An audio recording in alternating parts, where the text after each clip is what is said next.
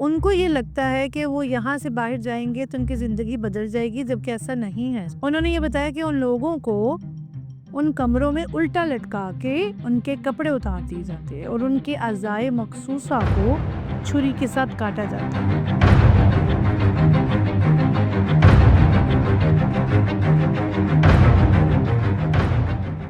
वो कहते हैं ना कि गुर्बत रिश्ते, एहसास और ज़िंदगी ख़त्म कर देती है, और यही गुर्बत पाकिस्तान और इस जैसे कई थर्ड वर्ल्ड कंट्रीज़ में कसीर तादाद में पाई जाती है। और इसी गुर्बत के सताए लोग, नौजवान लोग, एक ख़तरनाक और जानलेवा सफ़र पर निकलते हैं, और उस सफ़र को कहा जाता है डंकी।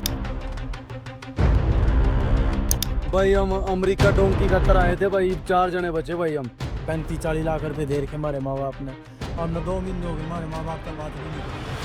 अब सुनने में तो ये बड़ा फ़नी वर्ड लग रहा होगा, मगर इसके पीछे का पस मंज़र इंतहाई डार्क और ख़तरनाक है। बात की कि यार हमने डेंगू लगानी है।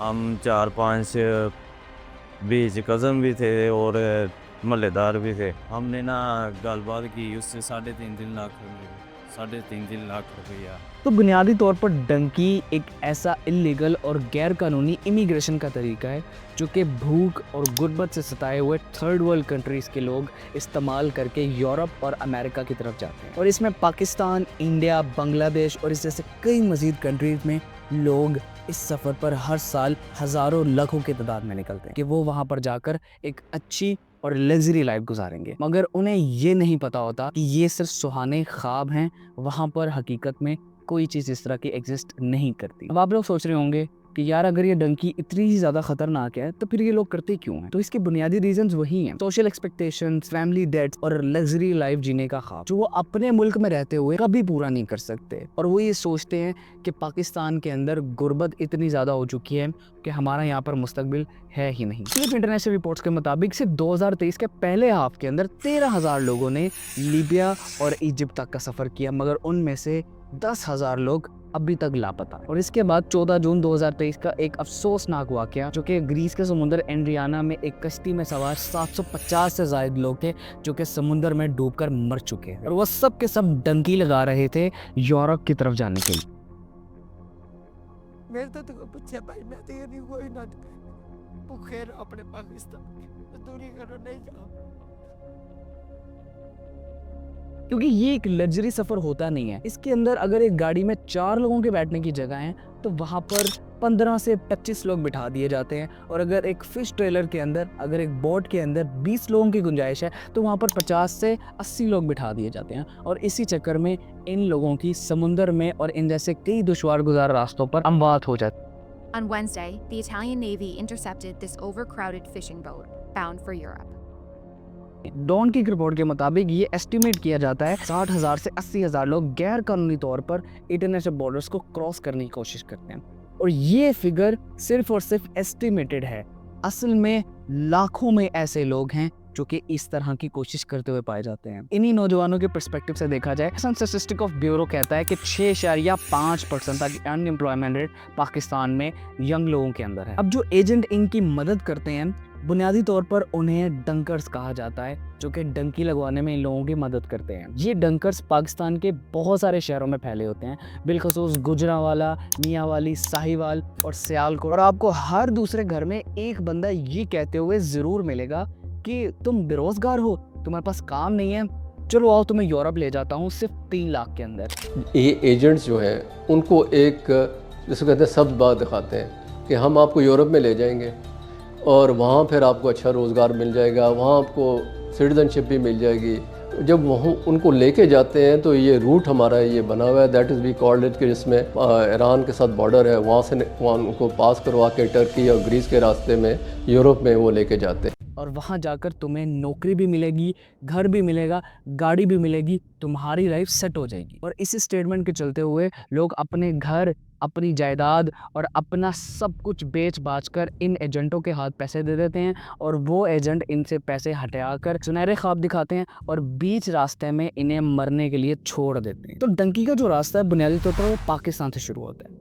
पाकिस्तान से सबसे पहले ईरान जाया जाता है, और ईरान से तुर्की जाया जाता उस वहाँ से अगर बचने में कामयाब हो जाते तो फिर वो तुर्की की तरफ जो एक पहाड़ी है जिसे चांद तारे की पहाड़ी कहा जाता है वहाँ से गुजरते हैं। और सर्द मौसम में ऐसी पहाड़ी से गुजरना बहुत ज़्यादा रिस्की है, बहुत ज़्यादा ड्रेडफुल है, क्योंकि वहाँ पर गुजरते हुए आपको बहुत सारे लोगों के आज़ा लटकते नज़र आएंगे, पड़े नज़र आएंगे, बहुत सारी डेड बॉडीज़ आपको नज़र आएंगी और वहाँ पर बहुत ज़्यादा बर्फ़बारी होती है। है। तुर्की एक मेन डेस्टिनेशन है इस पूरी की पूरी डंकी की जर्नी के अंदर, क्योंकि तुर्की एक ट्रांसकॉन्टिनेंटल कंट्री है जो कि यूरोप और एशिया में फैला हुआ है। और तुर्की से फिर ग्रीस जाया जाता है। जो लोग कामयाबी से तुर्की तक पहुंच पाते हैं वो आगे मज़ीद ग्रीस तक भी जाना चाहते हैं। सो ये डंकी का सफ़र यहीं ख़त्म नहीं होता। और ग्रीस से इटली, जर्मनी और आगे यूके की तरफ जाया जाता है। और अगर ये रूट्स बंद हों तो फिर लीबिया और मेडिटेरियन सी का सहारा लिया जाता है और इटली पहुंचा जाता है। एजेंट खुद हमारे डेरे पे आया है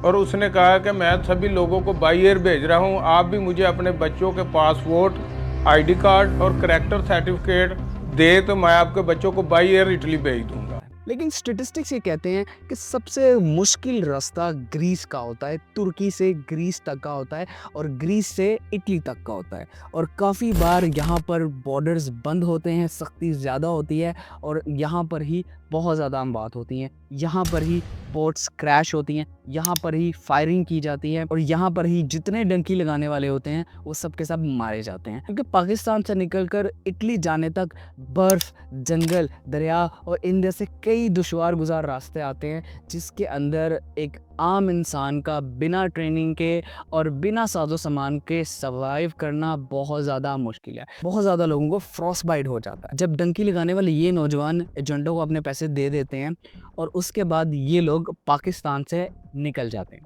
पाकिस्तान से सबसे पहले ईरान जाया जाता है और इन डंकर्स का असली चेहरा कुछ देर आगे जाकर नज़र आता है।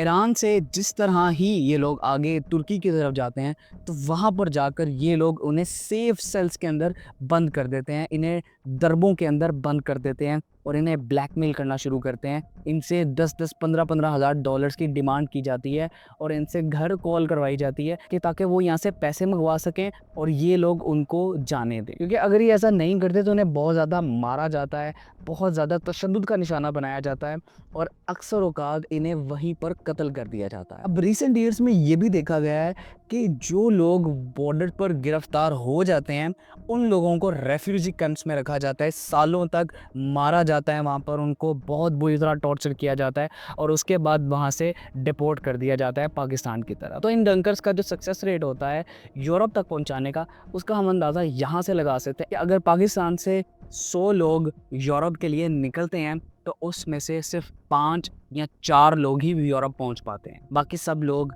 रास्ते में ही मारे जाते हैं। अब जो लोग ज़िंदा यूरोप पहुंच जाते हैं, अब आप ये मत समझिएगा कि उनकी ज़िंदगी आसान हो जाती है।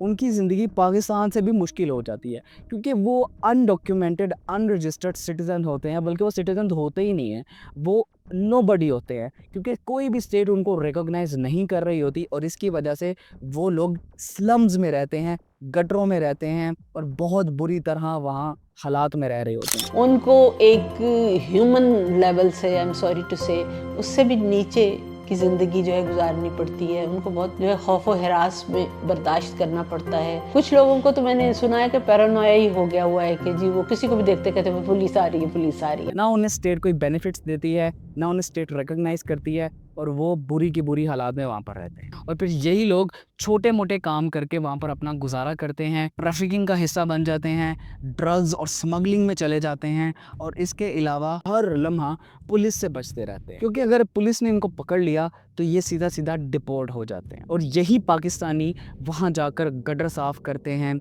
वहाँ लोगों की तरले मिन्नतें करते हैं, वहाँ भीख मांगते हैं और इतनी पेटी जॉब्स करते हुए नज़र आते हैं कि पाकिस्तान में वो कभी सोच भी नहीं सकते थे कि इस तरह की जॉब करेंगे। और महीने बाद जब चंद $100 और चंद £100 वो कमा लेते हैं तो कुछ पाउंड्स घर बेचते हैं तो घर वाले समझते हैं कि हमारा बेटा वहाँ पर बहुत अच्छी जॉब कर रहा है, वहाँ बहुत ही अच्छे हालात में है, मगर उन्हें कुछ पता नहीं होता कि उनका बेटा किस कदर गलीज और किस कदर गंदी ज़िंदगी गुजार रहा है। और वही बेटा, वही बेटी अपना भरम कायम करते हुए सोशल मीडिया पर झूठी पोस्टें करते हैं, महंगी महंगी गाड़ियों के आगे खड़े होकर, महंगी बिल्डिंग्स के आगे खड़े होकर, महंगे खानों के आगे खड़े होकर वो तस्वीरें उतरवाते हैं ताकि उनका भरम कायम रह सके। और यही मोटिवेशन होती है, यही तस्वीरें, यही स्टोरीज़ जो गाँव और शहरों में एक दूसरे से गूंज रही होती हैं कि जी फलां का बेटा यूरोप चला गया और उसके हालात ये हैं। ये दूसरे यंगस्टर्स के लिए एक मोटिवेशन बन जाती है कि हमने भी यूरोप जाना है, हमने भी ये सब करना है। मगर असल में हकीकत क्या होती है, ये उन डंकी लगाने वालों से पूछा जाए तो पता चलता है। तो सवाल ये है कि पाकिस्तान में वाकई कोई मुस्तकबिल नहीं है, वाकई कोई जॉब्स नहीं है, वाकई कोई अपॉर्चुनिटीज़ नहीं है। क्योंकि जब पाकिस्तान की गवर्नमेंट ही आपको कह रही है कि हम आपको जॉब्स नहीं दे सकते, आपने अपना खुद करना है सब कुछ। ये बात इस चीज़ का सबसे बड़ा आइडिया है कि हुकूमत आपके लिए कुछ नहीं करने वाली, आपने खुद कुछ करना है। मगर इसका मतलब क्या ये है कि पाकिस्तान में कोई सर्वाइवल नहीं है, पाकिस्तान में कोई बिजनेस नहीं है, पाकिस्तान में कुछ भी नहीं हो सकता? तो ये गलत है। पाकिस्तान में सब कुछ हो सकता है अगर आपका एक क्रिएटिव माइंड है, आपको आउट ऑफ द बॉक्स सोचना आता है, आपको यकीन है अपने ऊपर और अल्लाह के ऊपर, तो आप पाकिस्तान में रहते हुए बहुत कुछ कर सकते हैं। तो अगर आप लोग भी डंकी लगाने का सोच रहे हैं तो भाई इस वीडियो को देख लो।